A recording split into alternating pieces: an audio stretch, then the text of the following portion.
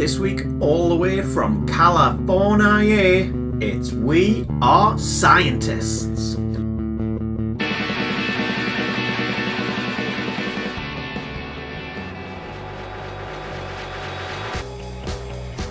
This is Anyone Can Play Guitar, the podcast for musicians and music lovers that takes you behind the scenes of the music industry. This week is brought to you in partnership with MGR Music. Ever wanted to learn an instrument, hone your skills, or pick up something completely new? You can get so far by yourself, however professional guidance can make all the difference. With a network of tutors right across the UK and rates starting from as little as £15 per hour, visit mgrmusic.com now to get started.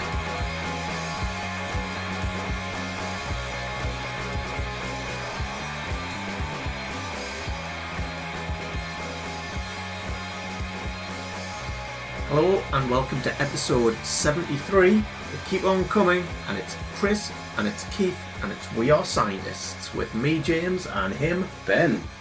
Wow. Woohoo! I'm in an upbeat mood because I find Chris and Keith rather entertaining. Yes. Last week, James, was John Fratelli from The Fratellis. He has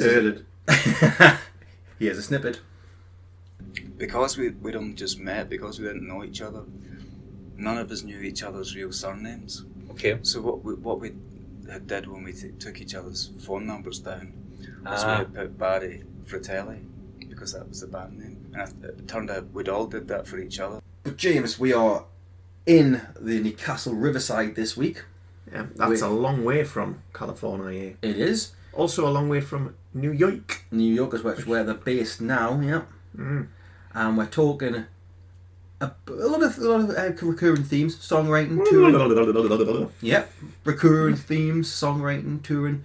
But we also talk a little bit about record deals and social media and the pitfalls of not doing social media correctly when you're given an opportunity. Oh, I did enjoy that. That was a very good story. No spoilers. No spoilers. But it was a very entertaining story about them and social media coming up.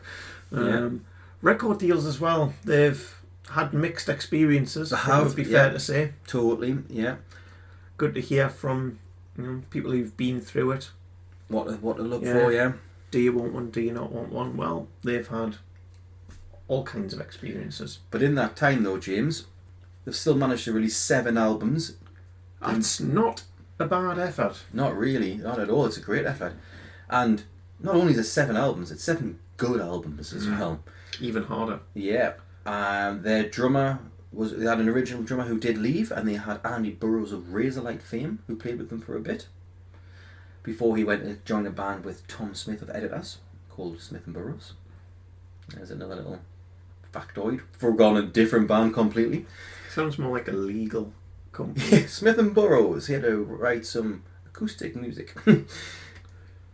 They also had a show on Little MTV, which ran for about 19 episodes or something, which was about 2009. I don't know what that is. It was kind of like a internet-based MTV. Right.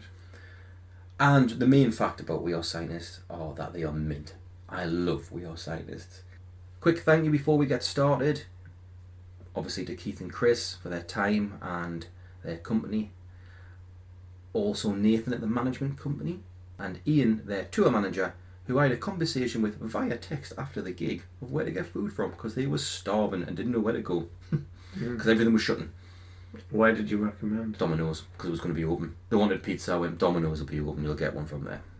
It's on the way out of the town, so... Yeah, I suppose at that time of day. Yeah, it was like 11:30 when I was speaking to them. Yeah, so I was like, Should have sent them to the Disco Chippy. I thought about it. You wouldn't really get a pizza though. But like, you've got to go up the hill, you've got to go left, you've got to go right, you've got to like negotiate Raji's. It's just like easier to go get in your van and you'll pass the Domino's.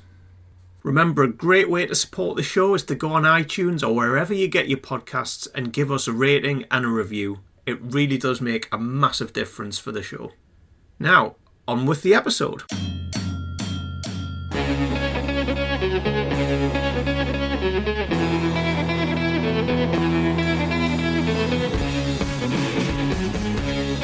So I'm with Keith and Chris of We Are Scientists at Newcastle Riverside.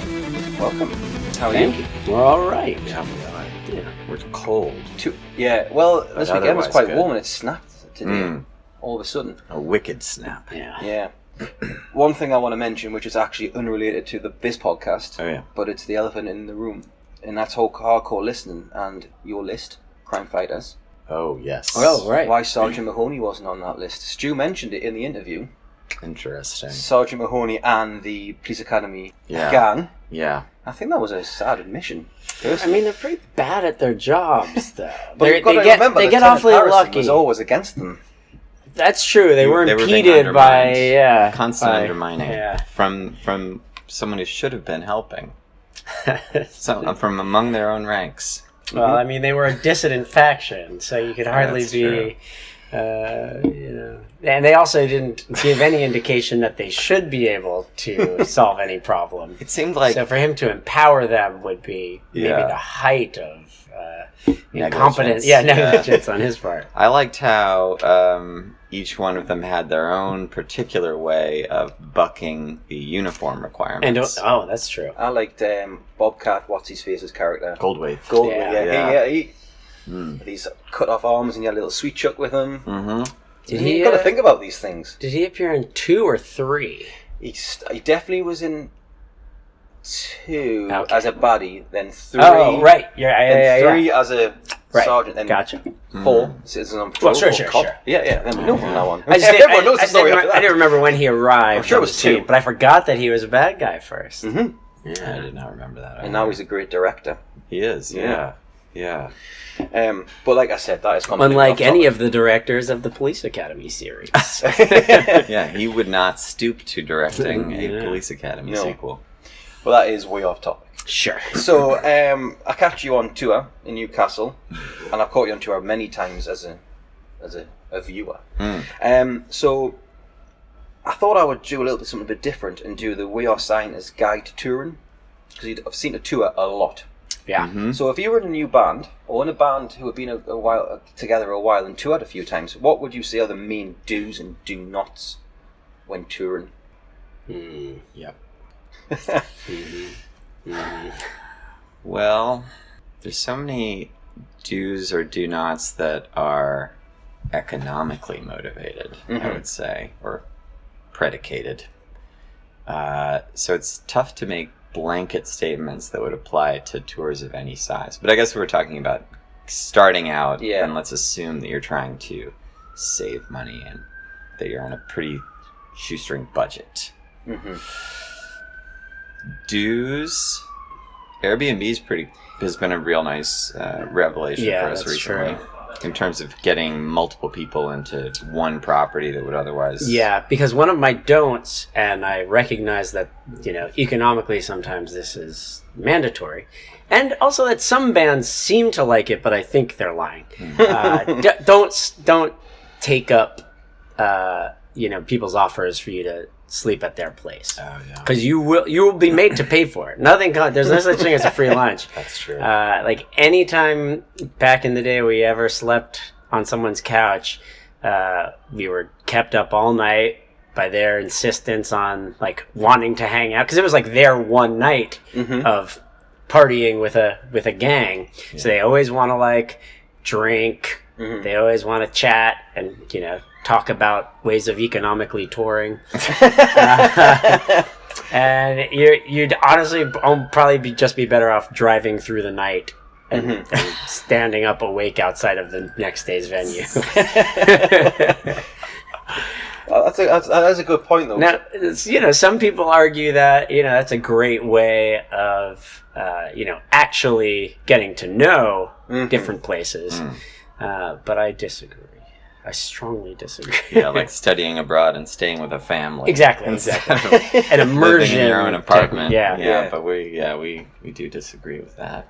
So, over the years, in the dues, like, has anything changed? So, success, has that changed? Anything that you do? Like, do you always thank certain people? Do you always arrive on time, for example? You're always not a dick, for example. Yeah, it certainly helps to not be a dick. You do find after a few years of touring that, like, you realize that people who work at venues do remember you from last time, and for us, we're often happy that they seem to be pleased we're back, and that promoters generally, I think, enjoy having us back. But we have had occasions that I'm sure left a bad taste in promoters' mouths. And I don't think Keith or I has ever specifically done anything ourselves. But that's another important lesson, is to realize that you're responsible for everyone who's on the road with you, and that any of them can make a bad impression that will adhere to your name and may affect your ability to come back to that town, or at least that venue. Work with that promoter. Work with that promoter again. So, I guess on the don'ts, and then, who would you say, if there's one person not to piss off, who would it be? Probably, I mean, you shouldn't piss off your manager, I guess. Or the Saudi prince. Oh, yeah. MBS. Don't fuck with MBS.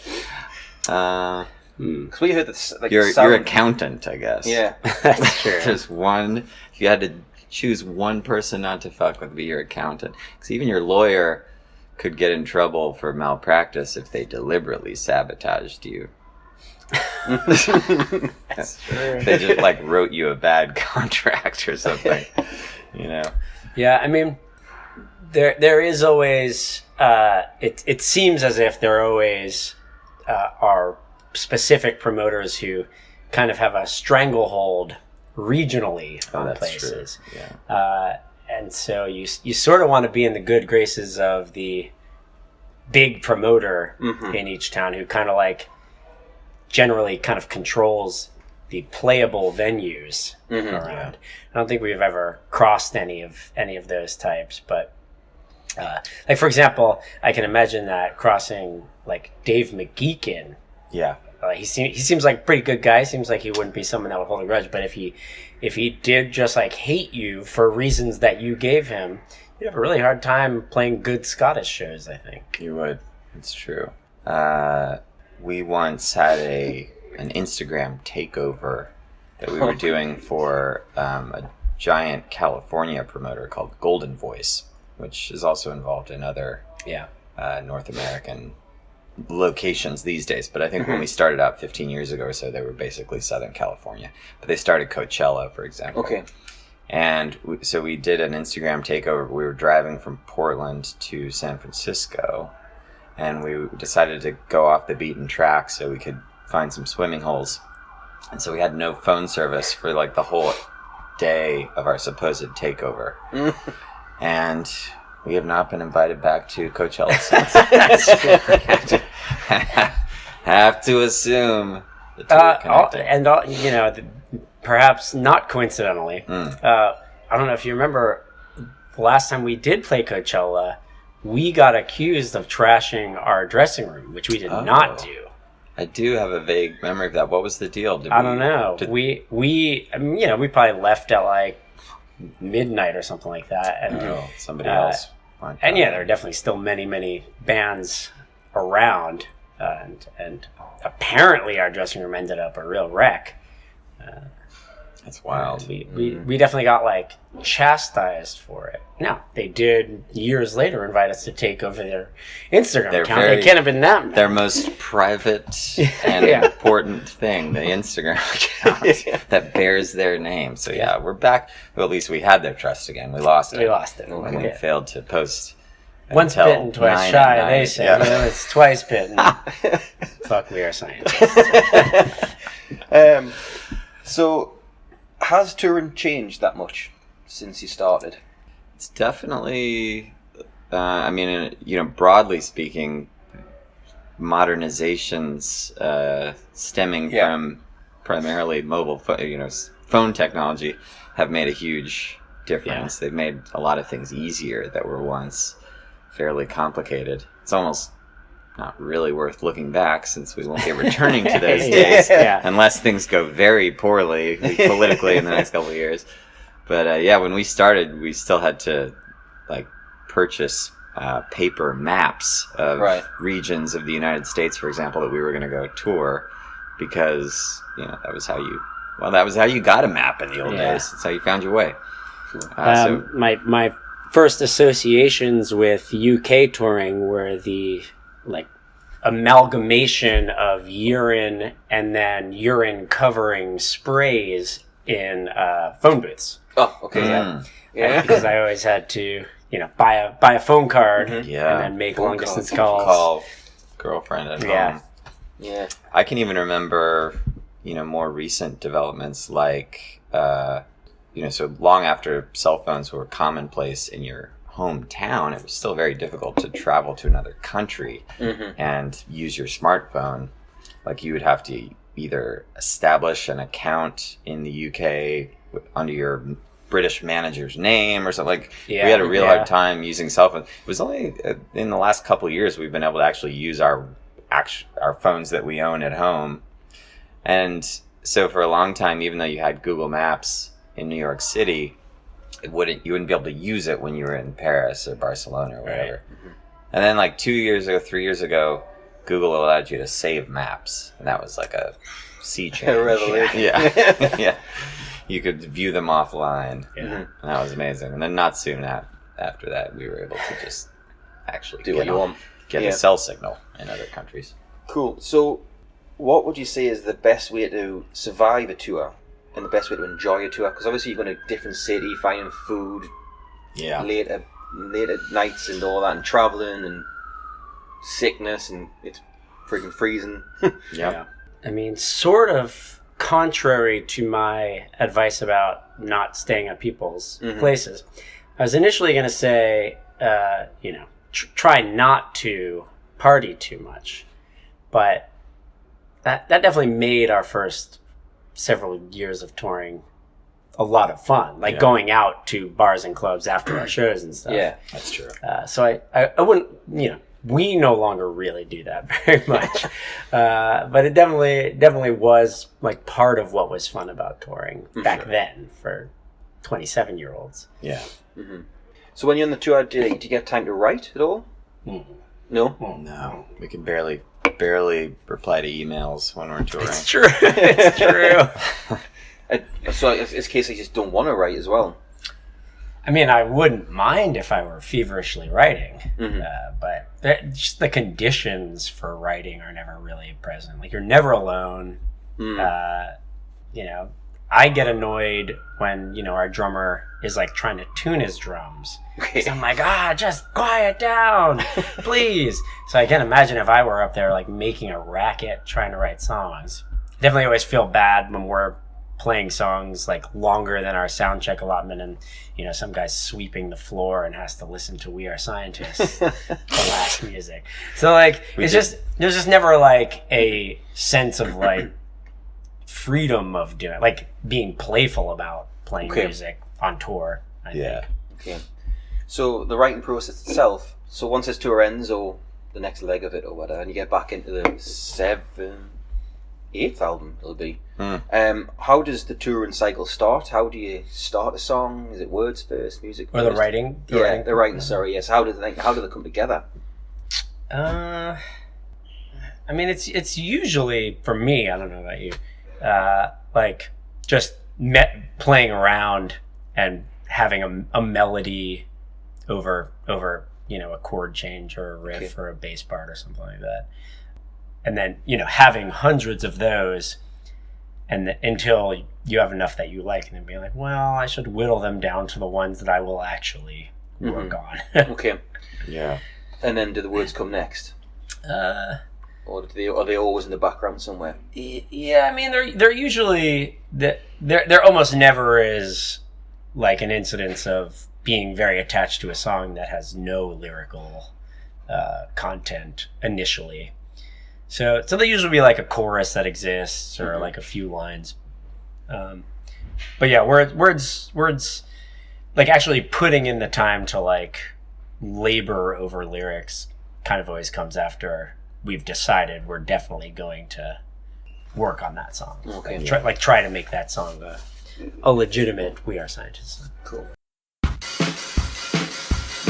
This week is brought to you in partnership with MGR Music. Ever wanted to learn an instrument, hone your skills, or pick up something completely new? You can get so far by yourself, however professional guidance can make all the difference. With a network of tutors right across the UK and rates starting from as little as £15 per hour, visit mgrmusic.com now to get started. So now it's time for our regular good cause slot. This week is the turn of Keith and Chris of We Are Scientists, and let's do. I'm pretty into, very recently, because my wife adopted a stray cat. Right. Well, while I was gone. And so now she's very, deep into, local animal rescue in New York City. So there's a store called PS9 that now a lot of my money goes to.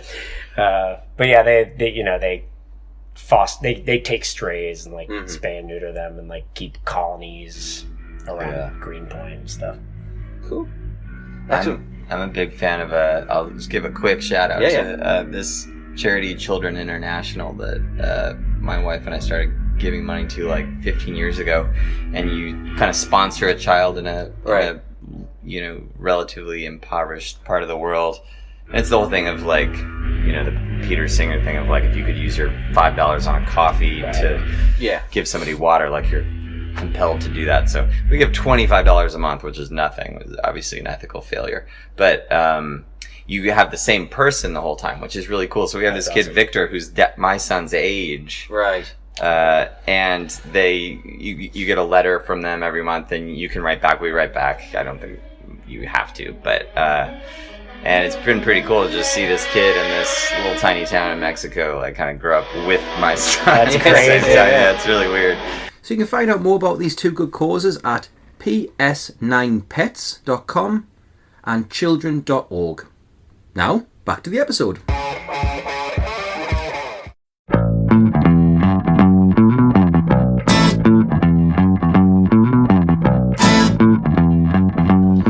So one of the things I spoke to Justin from Editors about not so long ago was he joined Editors in 2013. He was the new kid. Yeah. But I didn't get a chance to talk to the rest of the band about how it felt bringing someone in. So if you're alright to talk about when Andy Burrows came in, what was that whole process like for you, getting a new person in the team or a new person in the gang? I mean, I know Andy plays for played for Razorlight and with Tom from Editors, so he's qualified, obviously. Yeah. So how did you find him? Or was it always him? I mean, without giving too much away if it wasn't him.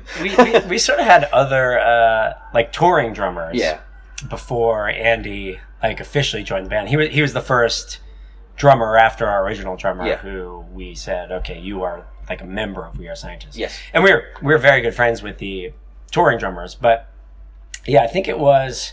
I think he's the only other one who's written with us. Yeah, sort of. Well, I've been on Barbara. Barbara and TV on Fun Set. Yeah. But I think with him, we really did feel a sense of we feel like a trio gang, and when we go around, we kind of the three of us will obnoxiously exclude other people because we just hang out with one another. Yeah. So it definitely was a very natural. Weirdly, it was a very natural band fit because it sort of the discussion of it started unnaturally. We had this idea for Barbara that because we sort of recorded the record before Barbara with our drummers still in the band, but we also recorded it with session drummers and stuff. But so we hadn't actually split up with our old drummer while we were making Brain Thrust Mastery. Yeah. So this was our first record that before we started recording it, we knew we didn't have a drummer. Okay, right, we had an idea at that point that we were going to ask just a bunch of our drummer friends to play on a couple of songs each. And we didn't really know Andy very well, but I went out with him a couple of nights while Razorlight were in New York. They were just hanging out in New York for 2 weeks or something like that. Losing money. Yeah. As Razorlight did. Yeah. Just blowing cash. Yeah. And so he and I kind of just had a few nights where we were having a great time hanging out, and I knew he was an awesome drummer. And so I kind of pitched that idea to him, And he was like, "Oh yeah, I would love to do that."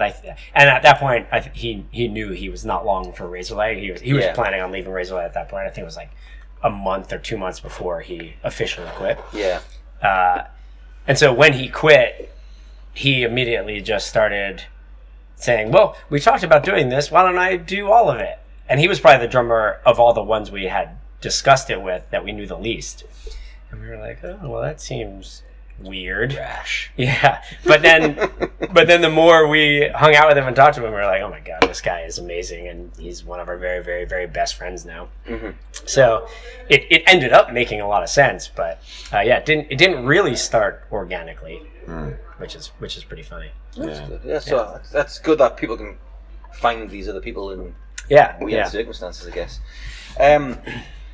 So 2 other things about your live performances, because when I've come to see you, you've got a good rapport with the crowd. It's very jovial and comic. And I read somewhere that you kind of met each other through stand-up, going to see stand-up. Is that true? It was just one of our favorite activities. Yeah, probably going to the movies as well. Yeah. So the whole like crowd rapport thing, making it fun and funny. Yeah. Is that just naturally you, or we had to work very hard to be able to do that? I think we definitely always liked music shows too, where the musician or the singer was like vocal and funny between songs.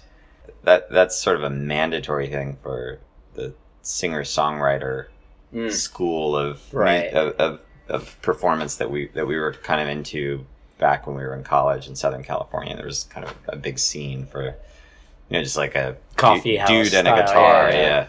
And so for that, you have to kind of weave your songs into tapestries of personal history and jokes and stuff. Mm-hmm. And I know we both really admired the people who were good at that. Yeah. And then you'd occasionally see bands who had really good sort of stage banter, although it's certainly not a requirement for a rock band. And there were plenty. I remember seeing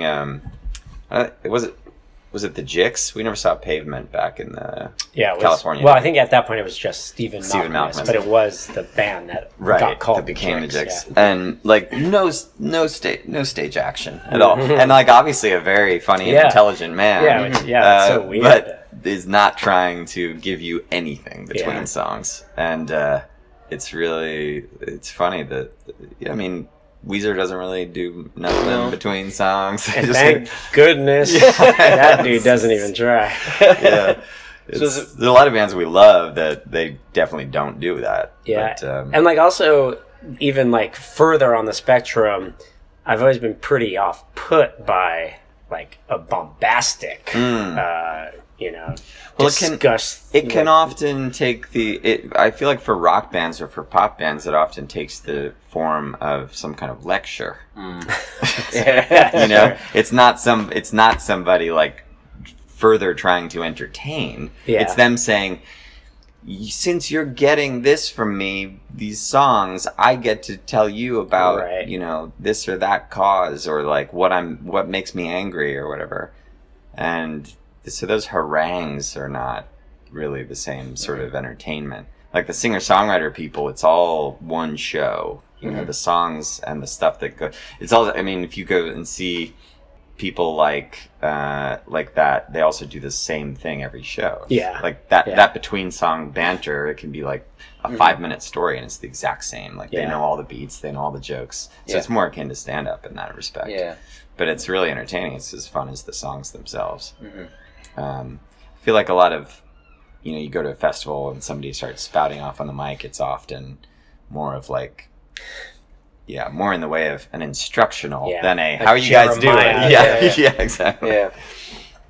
So I just wanted to mention quickly, because I just remember the Best Enemy tour ever was probably the one you were on with Maximo, Arctic Monkeys and Mystery Jets. That was impossible to get tickets for that, but that was awesome. that was probably the best one I can remember.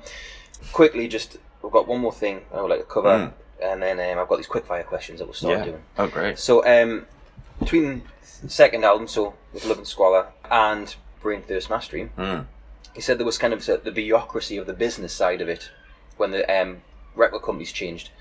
What like how did that affect you writing? Did it change the sound at all? Did it make anything slower? I don't mean tempo slow. I mean like yeah. I think more than anything, that was the biggest effect it had on it, was that it made everything take a lot longer and just cost us a lot more money. Okay. Because, like, at the time we were signed to Virgin US, but we were doing much better in the UK. Mm-hmm. And so Virgin UK was very enthusiastic about us, but all the checks were being written by Virgin US. Then we ended up putting the record out on Astralworks in the US, which was a subsidiary of Virgin US.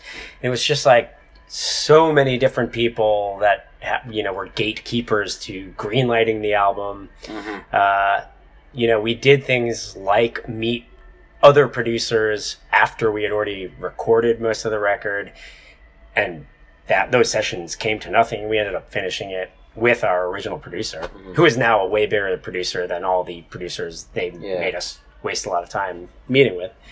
Mm. It was just like a lot of making other people feel like they were doing due diligence. They were involved. Yeah.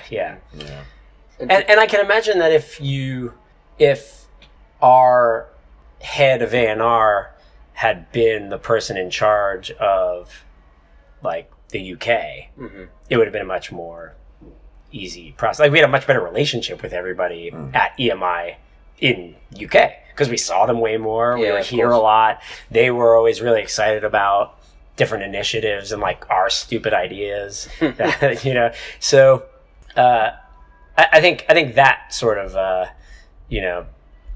hindered it a bit because it was sort of us being gone from the US for a year and a half and then coming back and being like, hi, remember us? You put out our first record. Now we're here to put out a second record. Also, as a new president at EMI, and he was like, who the hell are you guys? Yeah. It was just one of those things. Yeah. Like, I hear the support act starting up, so what I'll do is I'll quickly just rush through these. They are quick fire anyway. Yeah. So that's fine. Great. So, song you wish you wrote? Everyone I spoke to have had that face going, there's so many I could choose from. Yeah. No, I was trying to think of a single one. Kind of anything off those first two Weezer records. Mm-hmm. Yeah. Pinkerton's still in my top 10 to be fair. This might be the same answer then. Who's the artist that made you want to become an artist? Probably Poison.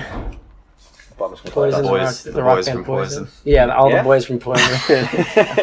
When I first started playing guitar, I sort of inherited my guitar from my sister when I was, 11 or 12. And so she was a 15-year-old in 1989 or whatever, I don't know. And so she listened to a lot of really crappy hair metal. So of course, so did I. Mm-hmm. So yeah, I think when I was like 11, probably Poison was my favorite band. Okay. CC DeVille was a big influence on me. well, you. Yeah. I don't know. I didn't have any ideas about being a music artist when I was a kid. I guess.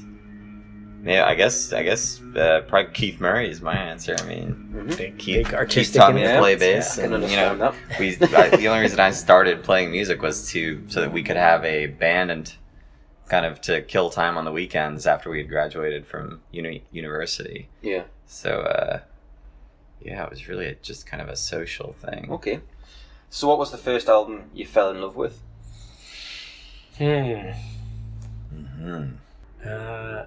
Maybe Duran Duran's. Wow. Okay. Big record. I don't even think that wasn't their first with Rio, right? Yeah. It was a second, maybe. Yeah. When bands could do second and third albums, but yeah, I think that was the first one that I remember, really being into of my own volition as a little kid. I remember loving "Faith" by George Michael. Nice. Which I had on cassette, and I know my parents weren't into that. I remember really liking Journey and stuff like that before that, but my dad was really into that stuff, so I think that's where I got it. Cool. First gig you ever went to? Now also sort of courtesy of my older sister, it was Bon Jovi with Skid Row opening. Wow. It was pretty good. It was at the Miami Arena. Mine was Def Leppard. All right. Yeah. Cool. And last one, what's the best part of everything that you do in your job?